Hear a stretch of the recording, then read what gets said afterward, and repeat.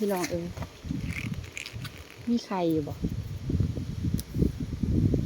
มาไปแค่โอ้มีหน่อยก็มีใครอยู่ดิว่าอะไรลมแรงขนาดพี่น้องถ้ามาแค่ห้างหมูแดงบ่มี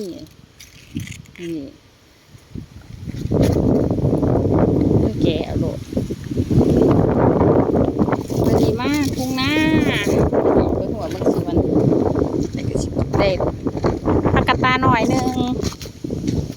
าะแต่สิเมื่อแหละละบัดไปมันอุ้มมาแถวไว้จะเป็นเดือนยังเนาะแยกบ่ออกเลยว่าสิเป็นเดือนยังลมนี่